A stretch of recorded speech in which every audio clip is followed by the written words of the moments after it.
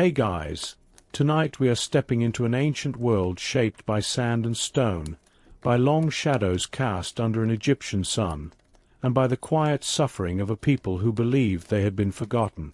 Before you settle in completely, take a moment to like the video and subscribe if you truly enjoy these slow and peaceful journeys through Scripture.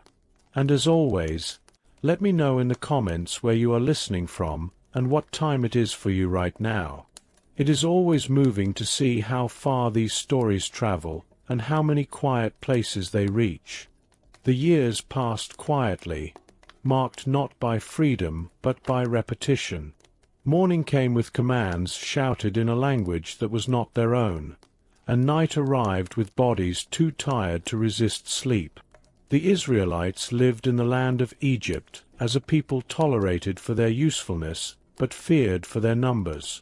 What had once been a family welcomed during a time of famine had grown into a vast community, strong in body if not in position, and this strength stirred anxiety in the heart of Pharaoh. A new king rose over Egypt, one who did not remember Joseph or the wisdom that once saved the land. He looked at the Israelites and saw not neighbors, but a threat. Their numbers seemed endless, their unity unsettling, and so a decision was made, not with rage but with cold calculation. The Israelites would be controlled through labor. Their strength would be drained by work so heavy that hope itself would wear thin. Taskmasters were placed over them, men whose authority rested on fear. The work was relentless. Bricks were formed from mud and straw under a burning sun, shaped by hands that cracked and bled. Cities were built that would never bear their names. Storehouses rose from the ground as monuments to a power that was not theirs. Each day demanded more than the last. When quotas were not met, punishment followed swiftly, not as correction but as warning. Life narrowed into survival. Families learned to speak softly. Laughter became rare. Songs of ancestry were whispered rather than sung. Parents watched their children grow into laborers before their time, small hands learning the weight of tools meant for adults. The land that fed Egypt seemed to consume them instead. Even the Nile, once a symbol of life, flowed past their settlements without comfort, its abundance belonging to someone else. Fear deepened when Pharaoh, still uneasy, chose a darker path. He commanded that Hebrew sons be cast into the river.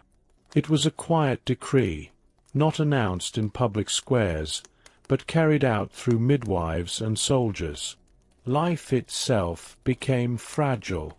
Mothers held their newborns with both love and terror, knowing that existence had become an act of resistance. Yet even here, obedience to God flickered in hidden places. The midwives, Shiphrah and Puah, feared God more than the king. They allowed the children to live. Their courage was not loud or celebrated, but it mattered. It slowed the darkness. It preserved breath and heartbeat where none was supposed to remain. Time continued its slow march. Generations passed who knew only this version of life. Slavery was not a sudden shock, but a constant presence, like dust in the air. And in this long season of suffering, the people cried out, not in polished prayers or grand speeches, but in groans. Their voices rose at night from cramped homes and open fields. The cries were shaped by exhaustion, by injustice, by a longing for something unnamed but deeply needed. Scripture tells us that God heard, not that he suddenly noticed, but that the cries came before him. He remembered his covenant with Abraham, Isaac, and Jacob, remembered not because it had slipped from his mind, but because the time for action was drawing near. God saw the Israelites. God knew. These words sit quietly on the page, but they carry immense weight. To be seen, to be known, especially in a place designed to erase identity. Deliverance did not begin with thunder. It began with awareness, with attention, with a slow turning toward a people worn thin by despair. Far from the brick pits, beyond the ordered cities of Egypt, life moved differently. In the land of Midian, the rhythm of days was shaped by flocks and open land. Moses, born into danger yet preserved by a series of quiet mercies, lived there as a shepherd. He had once known the halls of Pharaoh. He had also known guilt and flight. Now his days were simple, marked by walking, watching, waiting. The past followed him like a shadow. He had seen injustice and reacted with force, only to discover that anger without calling leads nowhere. Egypt had rejected him. His own people had questioned him. And so he lived far from both, tending sheep that were not his own, married into a family that asked little of him beyond faithfulness in small tasks. It was in this stillness that God chose to speak. But before the fire, before the voice, before the name was revealed, there was silence. Years of ordinary days. A man learning patience. A heart being softened by distance and time. God was not rushing. The cries of Israel had been heard, and the answer was already being shaped, even if no one could yet see it. The oppression remained heavy in Egypt. The work did not ease. Hope did not suddenly return. Yet unseen threads were moving, connecting suffering to purpose, pain to calling. What felt like endless delay was, in truth, preparation. This segment of the story rests in that tension, between promise and fulfillment, between agony and response. The Israelites still labored under harsh hands. Moses still walked the quiet paths of Midian, and God, unhurried and attentive, was drawing near, ready to call, ready to act, at the moment chosen from the beginning. Long before Moses walked the quiet paths of Midian, before his name carried the weight of calling, he entered the world at a time when birth itself was an act of courage. Egypt was still ruled by fear. Pharaoh's command lingered in the air, carried from house to house, enforced by watchful eyes and willing hands. Hebrew sons were marked for death, not because of what they had done, but because of what they might one day become. Into this danger, a child was born to a Levite family. His mother saw him and knew at once that he was special. Scripture tells us that he was a fine child, a phrase gentle and understated, yet filled with meaning. She hid him for 3 months, moving quietly, listening for footsteps, timing every sound. Each day of concealment was a victory. Each night was a prayer.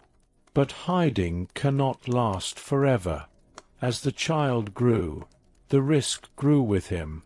The cries of an infant are honest and uncontrollable, and the world outside their home had no patience for mercy. Faced with an impossible choice, his mother chose trust. She crafted a small basket from papyrus, sealing it carefully with tar and pitch. It was not a vessel of escape, but of surrender. She placed her child inside and set him among the reeds along the edge of the Nile. The river that had been commanded to swallow Hebrew children now carried one gently instead. The basket rested among the tall plants, swaying softly with the water's movement. Nearby, his sister watched. She did not interfere. She waited. Her presence was quiet, her vigilance steady. Even here, care surrounded the child. At that same place, Pharaoh's daughter came down to bathe. She saw the basket. When it was opened, the baby cried. The sound stirred compassion. Though she knew he was a Hebrew child, she chose to preserve his life. In an act that quietly defied her father's decree, she decided to raise him as her own. The watching sister stepped forward at just the right moment. She offered a solution that seemed simple but carried deep meaning. A Hebrew woman could nurse the child, and so the child's own mother was called. She was paid to care for her son, to hold him openly now, to teach him the earliest rhythms of life without fear. When the child grew older, he was brought into Pharaoh's household. He was named Moses, because he was drawn out of the water. The name itself became a living symbol. Drawn out of danger, drawn out of death, drawn out for a purpose not yet revealed. Moses grew up between two worlds. He learned the language, customs, and education of Egypt. He walked halls of stone and order. Yet somewhere beneath the linen garments and formal instruction, the memory of his people remained. He knew where he came from. He knew he was not fully Egyptian, no matter how he was raised. This tension shaped him. He saw the suffering of the Israelites with eyes trained to recognize injustice. When he witnessed an Egyptian beating a Hebrew, something within him broke open. He acted, not with wisdom, but with urgency. The act ended a life and changed his own forever. When his deed became known, Moses fled. The palace that had once sheltered him became a place of threat. He crossed into Midian, leaving behind both privilege and position. There, his life slowed. He became a shepherd, a keeper of sheep rather than a man of power. The days grew quieter, the land wider, the silence deeper. Yet none of this was accidental. The basket, the river, the palace, the flight. Each moment rested within the careful unfolding of divine intention. God had preserved Moses not to keep him safe from struggle, but to prepare him through it. His life began in danger, passed through protection, encountered failure, and settled into waiting. The miraculous beginning did not end with survival. It continued in shaping, in forming a heart that understood fear, authority, exile, and patience. Moses was preserved so that one day he might stand between God and Pharaoh, between bondage and freedom. For now, his story moved quietly forward, shaped by the unseen hand that had carried him from the waters and would soon call him from the fire. The land of Midian stretched wide and quiet, shaped by hills, dry valleys, and long paths worn smooth by the steady movement of sheep. Moses walked these paths day after day, guided not by ambition but by routine. His hands knew the feel of a staff. His eyes scanned the ground and the horizon. His thoughts, once restless, had settled into the slow rhythm of tending a flock. The past no longer pressed loudly against him. Egypt felt distant. The cries of the oppressed were not within earshot here. Life was reduced to what lay directly in front of him. On one ordinary day, Moses led the flock beyond the familiar grazing land, deeper into the wilderness. The silence there was thicker, broken only by the sound of wind and the soft movement of animals. He came to Horeb, the mountain of God, though at that moment it carried no special weight in his mind. It was simply another place along the way. Then he saw it. A bush stood ahead, caught in flame. Fire danced among its branches, bright and steady, yet the leaves did not curl or darken. The bush remained whole. It burned without being consumed. Moses stopped. In a world governed by heat and dryness, this made no sense. Fire always took something away. It left ash. It left absence. This fire did not. He turned aside to look more closely. As he approached, a voice called out his name. Not loudly, not with threat, simply spoken, as one speaks to someone already known. Moses answered, unsure but attentive. The voice told him to stop where he was. The ground beneath his feet was holy. Moses removed his sandals. Dust touched his skin. He stood exposed, aware that he was no longer alone. The voice identified itself as the God of his father, the God of Abraham, Isaac, and Jacob. At this, Moses hid his face. He was afraid to look. The stories he had heard as a child, whispered in fear and hope, were suddenly present. This was not an idea or a memory. This was the living God, speaking from fire that did not destroy. God spoke of what he had seen, the suffering of his people in Egypt, their affliction, their cries. He spoke not as a distant observer, but as one deeply aware. He declared his intention to deliver them, to bring them out of that land into a good and broad land, flowing with abundance. These words echoed promises made long before Moses was born. Then the focus narrowed. God said that he was sending Moses to Pharaoh. Moses would bring the Israelites out of Egypt. The weight of the moment settled heavily. Moses did not respond with confidence. He did not recall his education or his former position. He spoke instead from humility shaped by years of obscurity. Who was he asked, to stand before Pharaoh? Who was he to lead the people out? The question was honest, shaped by memory and failure. God did not argue Moses into confidence. He did not list Moses's strengths. He gave a promise instead. He would be with him. Presence, not ability, was the foundation of the call. God gave a sign for the future. When the people were brought out of Egypt, they would worship God on that very mountain. The place of fear would become a place of worship. Moses listened, but uncertainty remained.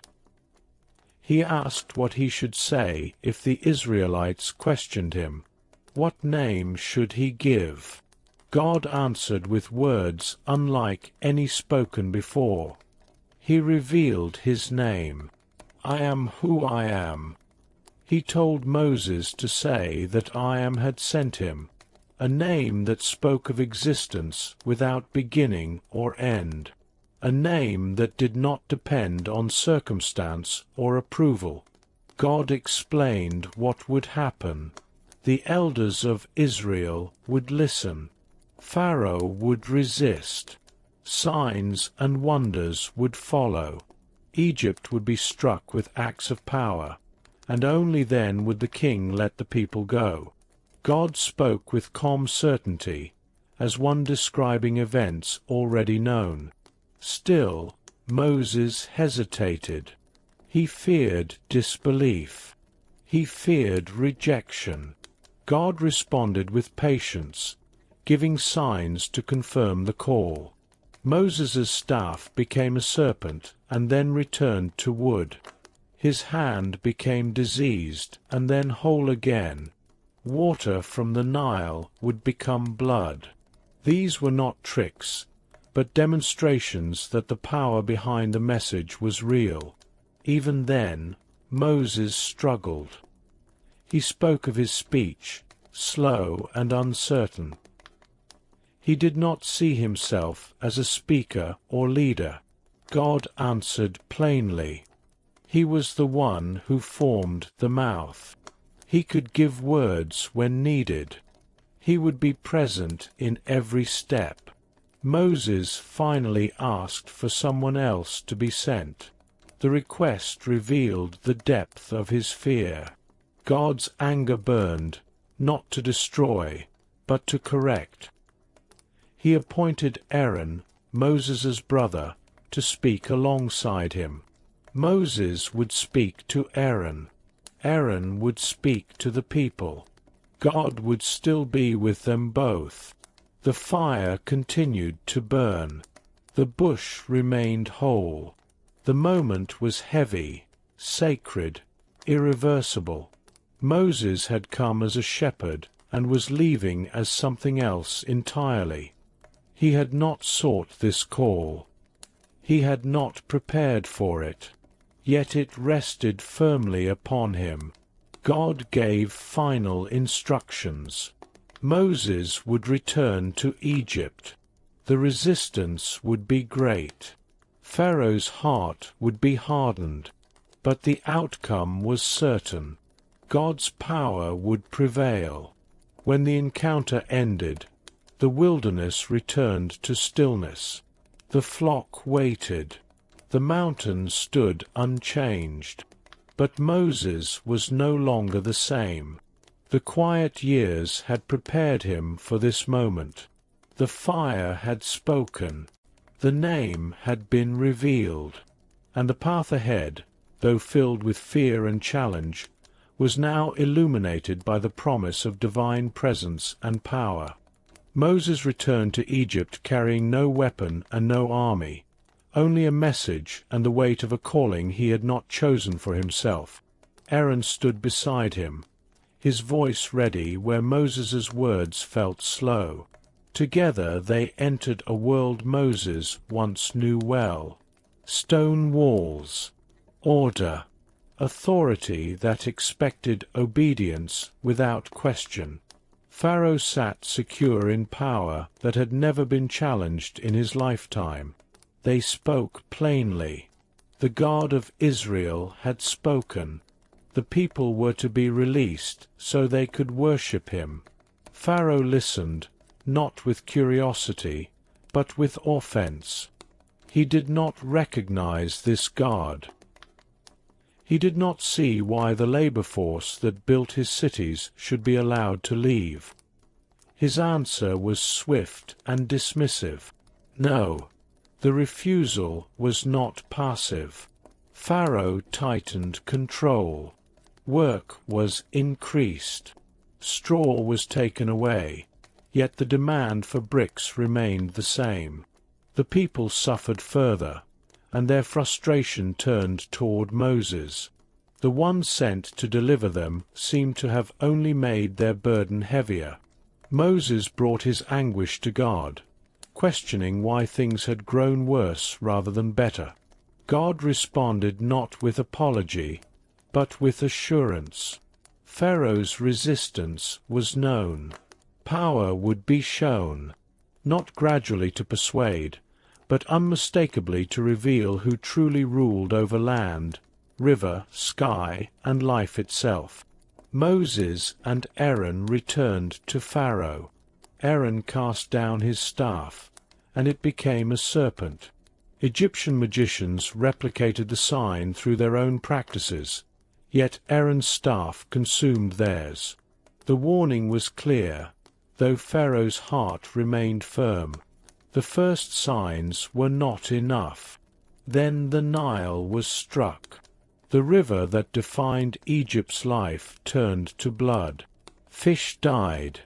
The water became undrinkable. The stench spread. Even this, the magicians imitated in part, and Pharaoh's resolve did not soften. He waited, unmoved by the suffering beyond his palace. Frogs came next, swarming homes, beds, kitchens, and courts. They covered the land until relief itself became a desperate hope. Pharaoh asked for prayer. When the frogs were removed, he withdrew his word. Control returned, and so did refusal.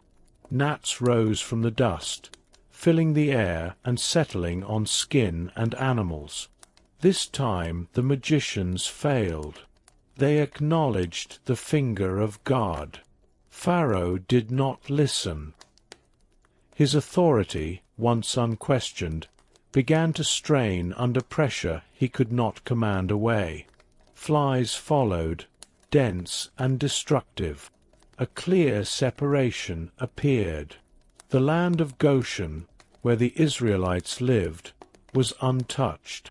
Egypt suffered alone. Pharaoh bargained. Promises were spoken and broken as soon as relief came. Livestock fell to disease. Egyptian herds died, while Israel's animals remained unharmed. Pharaoh investigated and confirmed it. Still, his heart stayed closed. Boils broke out on people and animals. Even the magicians could not stand before Moses. Their power had failed them entirely. Yet Pharaoh remained unmoved. Hail came then, unlike anything Egypt had known. Fire moved within ice. Crops were destroyed. Trees were shattered. Only in Goshen was there calm. Pharaoh admitted wrongdoing, but when the storm ceased, he returned to defiance. Locusts devoured what little remained. Darkness followed, thick and heavy, lasting days. People did not move. Light existed only where the Israelites lived. Pharaoh offered partial release. Moses refused to compromise the command he carried. With each plague, the pattern deepened. Warning, refusal, judgment, relief, hardened resolve. Egypt's gods were exposed as powerless. The river could not save itself. The sky did not obey its priests. The king who claimed divine authority stood helpless against a God who did not need permission. Moses stood firm through it all, not shouting, not threatening, simply delivering the words given to him. The power on display was not his. It moved through him, steady and relentless. At last, God spoke of one final act, one that would touch every household in Egypt. The weight of what was coming hung heavy in the air. Pharaoh's resistance had drawn the conflict to its most severe point. Authority had been challenged. Mercy had been extended and refused. The stage was set. The question was no longer whether power would be shown, but how deeply it would reach. The signs that swept across Egypt were not random disasters. Each one pressed deliberately against the foundations of Egyptian belief, touching what they trusted, what they worshipped, and what they believed kept the world in balance. Order had always been sacred in Egypt. The gods were thought to hold chaos at bay. What unfolded instead was a careful unraveling of that confidence. The Nile stood first among Egypt's gods. It was life itself, a living presence that fed fields, sustained trade, and shaped the rhythm of every year. When its waters turned to blood, the illusion of control collapsed. Fish floated lifeless.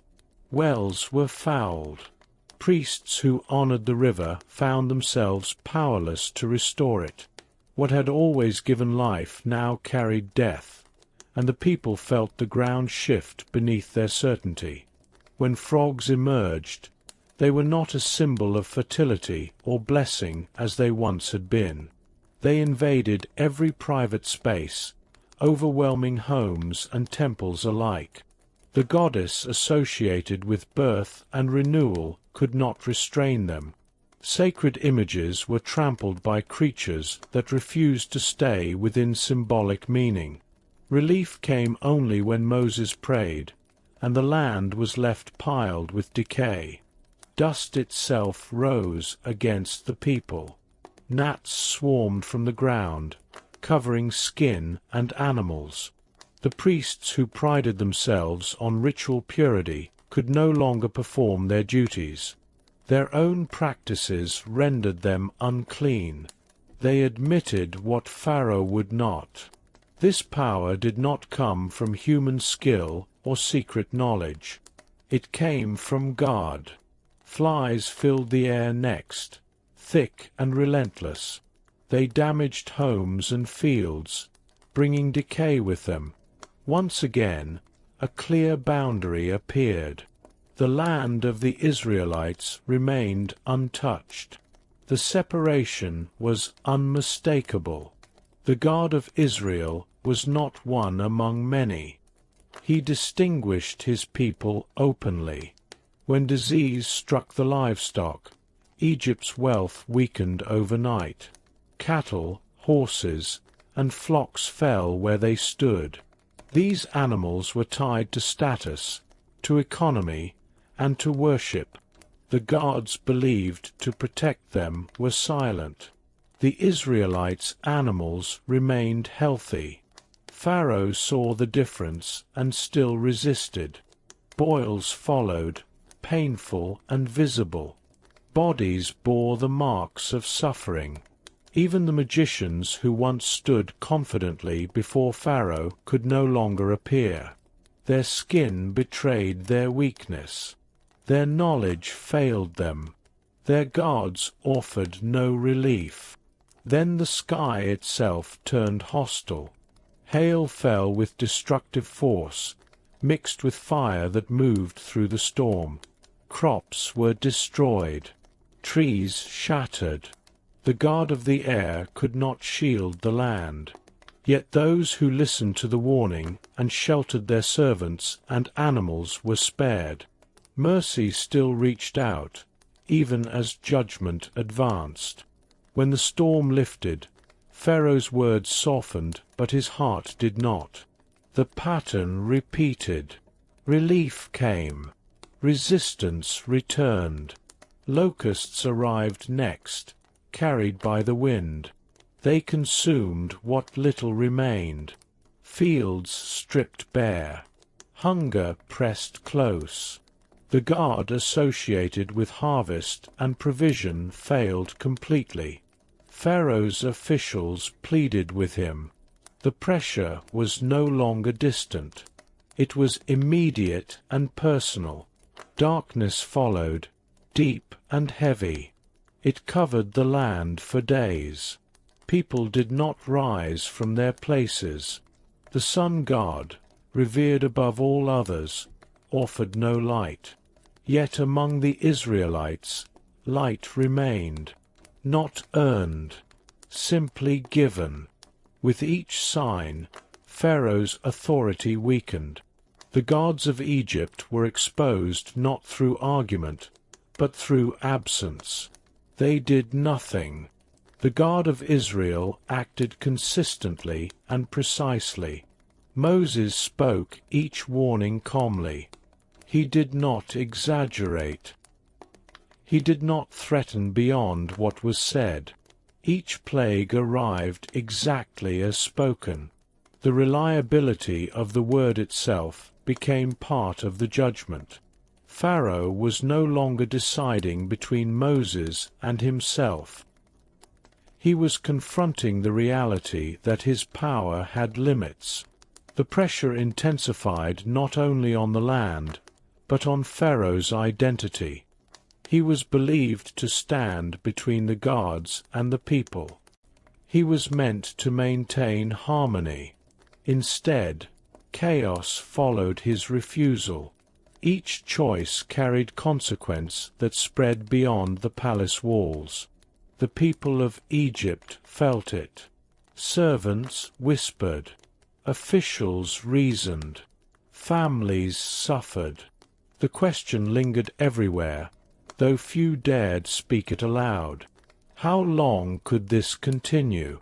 The plagues moved steadily, each one heavier than the last, not because God lacked restraint, but because resistance remained. Authority had been challenged openly. The false structures of power were being dismantled layer by layer. The final sign had not yet come, but its shadow stretched across the land. Pharaoh stood alone in his defiance, surrounded by silence where the voices of gods were expected to speak. Silence settled over Egypt before the final sign, heavy and expectant. Moses spoke again, this time with a gravity that needed no embellishment. A judgment unlike the others was coming. It would pass through every home, from the palace to the lowest dwelling. No status, no wealth, no authority would place anyone beyond its reach. Yet within this warning was also instruction. Clear, careful, protective. The Israelites were told to prepare. Each household was to take a lamb, without blemish, and keep it until the appointed evening. They were to slaughter it at twilight, collecting its blood and marking the doorposts and lintel of their homes. Inside, the lamb would be roasted and eaten with unleavened bread and bitter herbs. There was no time for leisure. They were to eat dressed for travel, sandals on their feet, staffs in hand. This was not a feast of comfort. It was a moment of readiness. The blood on the doorways was not a symbol of fear, but of trust. It marked obedience. It marked belief that the word spoken would come to pass. God declared that when he passed through the land and saw the blood, he would pass over that house. No destruction would enter. Life would remain. Throughout Egypt, the night arrived as any other. Lamps were lit. Doors were closed. Families rested under the assumption that morning would come as it always had. Yet beneath this ordinary stillness, something irreversible moved. At midnight, the judgment fell. In every Egyptian household, the firstborn died. From the son of Pharaoh to the firstborn of the prisoner, from human to livestock, loss spread without distinction. The cry that rose from Egypt was unlike anything heard before. Grief poured into the streets. Authority offered no protection. Gods offered no explanation. In the homes of the Israelites, there was quiet, not celebration, not triumph, just stillness. The sign had held. The promise had been kept. Life remained where blood marked the doorway. Pharaoh called for Moses and Aaron in the night. The strength that had once defined his refusals was gone. He told them to leave, to take their people, their flocks, their children. He asked for blessing even as he released them. The resistance that had hardened his heart collapsed under the weight of loss. The Egyptians urged the Israelites to go quickly. Fear moved through the land. What had begun as judgment now became urgency. Silver and gold were given freely. Clothing was handed over. The people who had once enslaved them now pressed them to depart. The Israelites left in haste, just as they had been instructed. There was no time for bread to rise. Dough was carried wrapped in cloth. Families moved together, guided by word and promise. The night that had brought death to Egypt became the night of deliverance for Israel. This moment would not fade into memory. God commanded that it be remembered. Year after year, generation after generation, the Passover would be observed, not as a distant ritual, but as a living reminder. A reminder that protection came through obedience, that deliverance came by God's hand alone, that freedom was not seized, but given. The blood on the doorposts marked the difference between life and death, not because of power held by the people, but because of trust placed in God. The lamb, the meal, the readiness, all pointed toward a God who acts decisively yet provides a way of refuge. The night passed. Morning came, and the people of Israel stood no longer as slaves within Egypt, but as a people released, carrying with them the memory of a night when judgment and mercy moved side by side. The movement began before the land fully woke. Families gathered what they could carry. Children stayed close. Elders leaned on staffs that had known many seasons of waiting. The sound of departure was not loud celebration, but steady motion. Feet on ground, voices low, hearts alert. What had been spoken was now unfolding, and there was no space for delay. They left Egypt in ordered groups, tribe by tribe, household by household. The numbers were vast, a people long contained now flowing outward like water released from a barrier. They carried dough that had not risen, wrapped and warm. They carried silver and gold, given freely by those who only hours before had held power over them. They carried memory, promise, and a future still undefined. God did not lead them by the shortest route.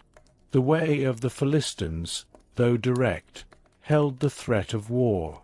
Instead, the path bent toward the wilderness, not because it was easy, but because it was purposeful.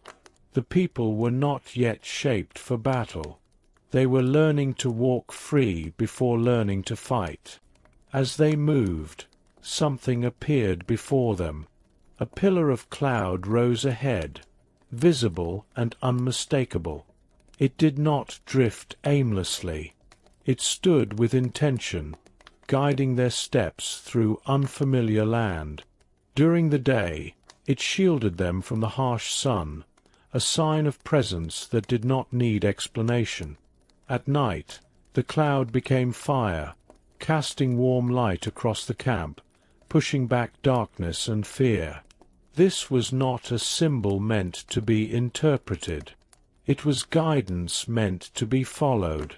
The people learned to watch, to move when it moved, to rest when it rested. Freedom came with direction, not abandonment. They were not left to navigate alone. Egypt receded behind them. The cities of stone and order gave way to open land. The air changed. The sounds changed. The silence of the wilderness pressed in, wide and unfamiliar. Some carried excitement. Others carried fear. Generations raised under command now faced choice. Each step forward stretched trust further than before. Joseph's bones were carried with them, just as he had asked centuries earlier, a promise honored across time, a reminder that this journey did not begin in haste, but in covenant. The pillar remained constant. When they stopped, it settled. When they moved, it led. Its presence shaped the rhythm of their days and nights. Children fell asleep beneath its glow. Elders lifted their eyes to it with quiet wonder. The God who had spoken through fire now walked with them through space and time. There was urgency in their movement. Pharaoh's command had released them, but the memory of chains had not yet loosened its grip. The wilderness did not welcome them with comfort. It tested their resolve with heat, distance, and uncertainty. Yet the path was marked. They were not wandering aimlessly. They were being led. The sound of the sea began to reach them, carried on wind and open horizon. Water stretched wide ahead, unfamiliar and uninviting. Behind them lay a land of sorrow they would not return to. Ahead lay something unknown. The pillar did not turn back. The people followed, carrying the weight of what had been left and the fragile hope of what might come. The escape was underway, not as a quiet disappearance, but as a visible departure shaped by presence, direction, and a guard who moved ahead of them, lighting the way step by step. Behind them, the silence in Egypt did not last. In the wake of loss, grief hardened into anger. Pharaoh's heart turned once more, not toward repentance, but toward regret. The labor force that had built his cities was gone. The order he believed he controlled had slipped through his hands in a single night. Advisors spoke. Memories of power returned. What had he done, letting them go? The decision was swift. Chariots were prepared. Horses were harnessed. The army assembled with practiced efficiency. 600 chosen chariots led the force, supported by the full strength of Egypt's military. This was not a search party.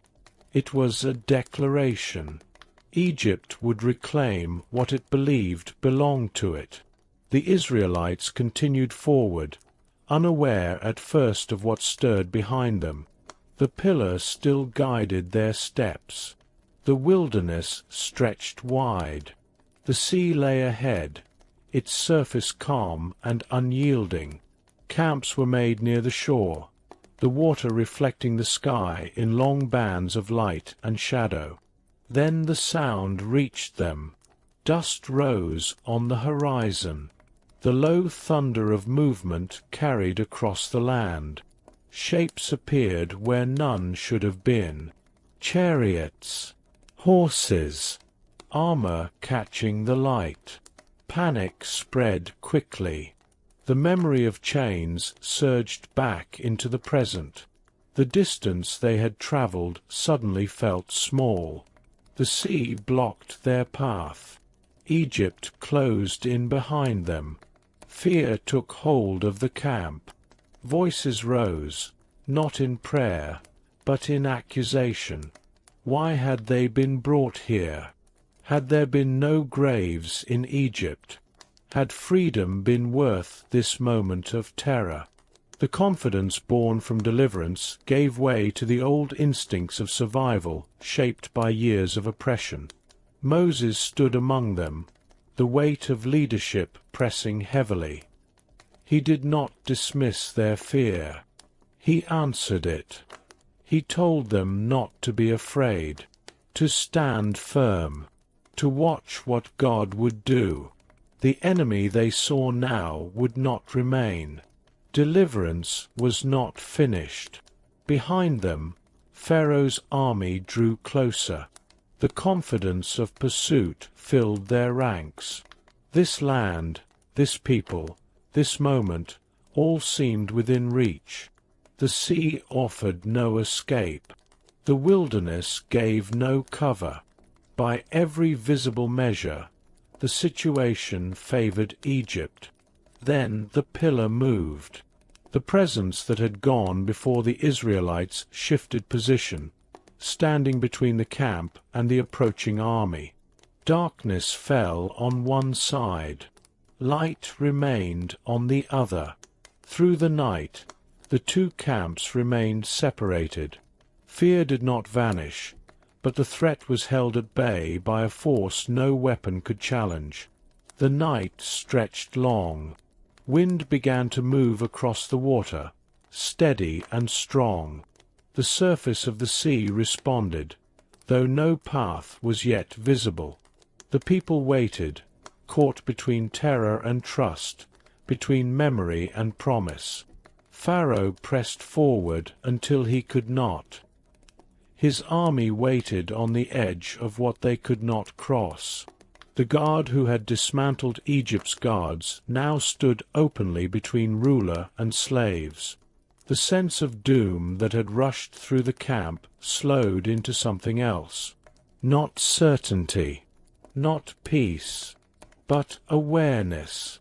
The awareness that the story was still unfolding, that the God who had led them out had not brought them here to abandon them. The sea remained before them. The army remained behind them. And in that narrow space between water and pursuit, the moment stretched, heavy with consequence, waiting for what would come next. The wind strengthened through the night, steady and unrelenting, pushing across the surface of the sea. Moses stood at the edge of the water and lifted his staff, just as he had been instructed. There was no flourish in the motion, no spoken command meant for the crowd. Obedience moved quietly, and the response came from God alone. The sea began to change. Water pulled back from itself, not violently, but with purpose. The surface split, drawing away to the right and the left. What had been an unbroken barrier opened into a path. Walls of water rose on either side, held in place by the same power that had shaped creation. The ground beneath was exposed, firm and dry, a way where no way had existed moments before. The pillar shifted again, now lighting the passage. The people stood in stunned stillness before motion returned to them. Then the command passed through the camp. Go forward. Families stepped onto the seabed. Children clutched hands. Elders leaned forward, careful and amazed. The sound beneath their feet was not the sound of sinking or struggle. It was solid. Trust replaced panic one step at a time. They moved between towering walls of water, each step pressing deeper into the impossible. The sea loomed beside them, held back by an unseen boundary. Fish flickered within the depths, suspended in a way no human force could manage. The air was cool. The path stretched ahead, lit and clear. Behind them, the Egyptian army advanced.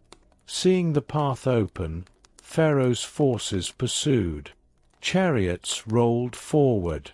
Horses followed. Confidence returned too quickly. The same ground that held Israel now carried Egypt into the heart of danger. The walls of water remained, silent and waiting. As the Israelites reached the far shore, the tone of the moment shifted. Confusion spread among the chariots. Wheels struggled. Movement slowed. The force that had held the sea apart now pressed against the invaders. Panic replaced confidence. Commands were shouted and lost. Then Moses lifted his staff once more. The sea responded immediately. The walls collapsed inward, returning to their place with overwhelming force. Water rushed through the path, erasing it completely. Chariots disappeared. Horses were swallowed. The army that had pursued with certainty vanished beneath the waves. The sea returned to its natural form, calm and wide, as if nothing had happened. No trace of the path remained. The threat was gone. On the far shore, the people stood watching as the water settled. The silence that followed was deep and complete.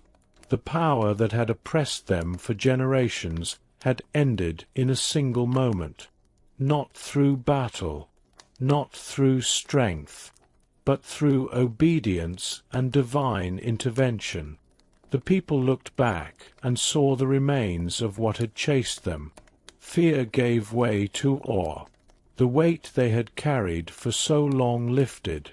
The God who had heard their cries had now acted in a way no one could deny. They believed, not as an idea, as a lived truth. Moses and the people sang, not from instruction, but from release. Words rose naturally, shaped by gratitude and wonder. God had triumphed. The sea had obeyed. The enemy had fallen. Miriam took a tambourine and led the women in response. Movement replaced stillness. Joy replaced fear. The shore echoed with sound that carried across the water. Yet even in celebration, the journey was not complete. The wilderness still stretched ahead. The people had crossed from bondage into freedom, but freedom itself would require learning. Trust had been proven once. It would be tested again. For now they stood on dry ground, the sea behind them, the path ahead unseen, held by the knowledge that the God who had made a way through water walked with them still. The water lay quiet again, stretching wide beneath the sky, giving no sign of the path it had held only moments earlier. The people of Israel remained on the shore, not rushing forward, not turning back, simply standing where they were. Their bodies were free, but their minds were still catching up. What had happened was too large to absorb all at once. For generations, power had been something used against them. It had come in the form of commands, whips, laws that tightened without warning. Now they had witnessed power of a different kind. Not power that demanded bricks or obedience, but power that made space where there was none. Power that protected rather than crushed. The sea itself had become an instrument of care. They looked at one another differently now, not as slaves bound together by survival, but as a people who had been actively rescued. The weight of Egypt had fallen away, not gradually, but decisively. The fear that Pharaoh would return lingered for a moment, then faded as understanding settled in. The threat was gone in a way that could not be undone. This moment reshaped how they understood God. He was not distant. He was not silent. He was not limited by terrain or armies or natural boundaries. He commanded water and wind with the same authority that had once spoken to Abraham beneath open skies. The promises spoken long ago had not weakened with time. They had waited. Moses watched the people as they steadied themselves. His role as leader had been tested in the narrowest possible space between sea and army. He had spoken when fear was loudest.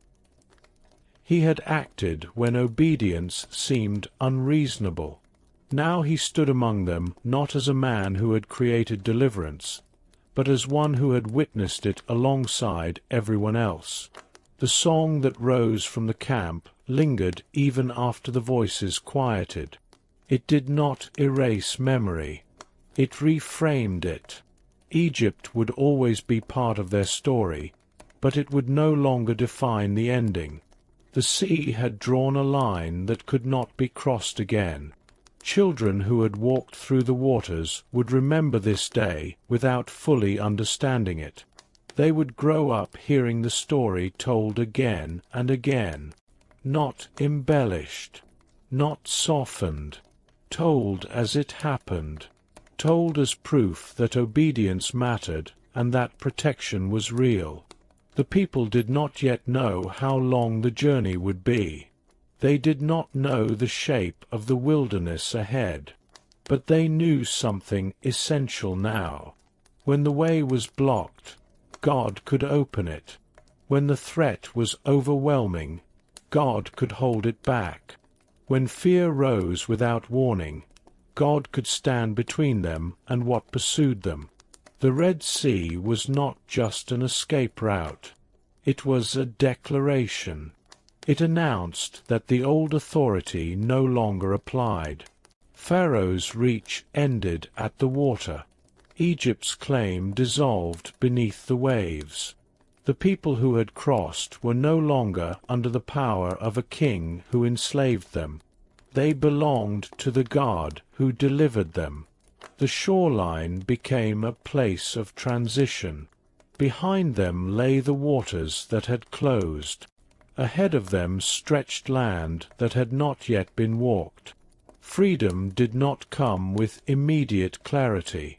It came with responsibility. They would have to learn how to trust without visible walls closing in. They would have to listen without the pressure of pursuit. God's protection had not been subtle. It had been unmistakable. Yet it had required participation. The people had walked. Moses had lifted his staff. Obedience had met power, and the result had changed everything. The sea no longer roared. The wind had eased. What remained was understanding that the God who had brought them this far had done so with intention. He had not reacted in panic. He had not improvised out of necessity. Every movement had carried purpose. The deliverance at the sea stood as a marker that would not fade. It would be referenced in times of doubt. Remember what God did at the sea. It would be taught in times of fear. Remember how He made a way. It would shape identity, not as a memory of danger, but as evidence of faithfulness. The people gathered themselves and prepared to move again. The pillar remained, steady and present. The same guidance that had led them to the sea now led them away from it. Protection had not ended with the closing of the water. It continued, unseen but assured. They stepped forward, carrying a new understanding of who walked with them. Not a God confined to sacred spaces or distant heavens, but a God who entered chaos and shaped it into passage.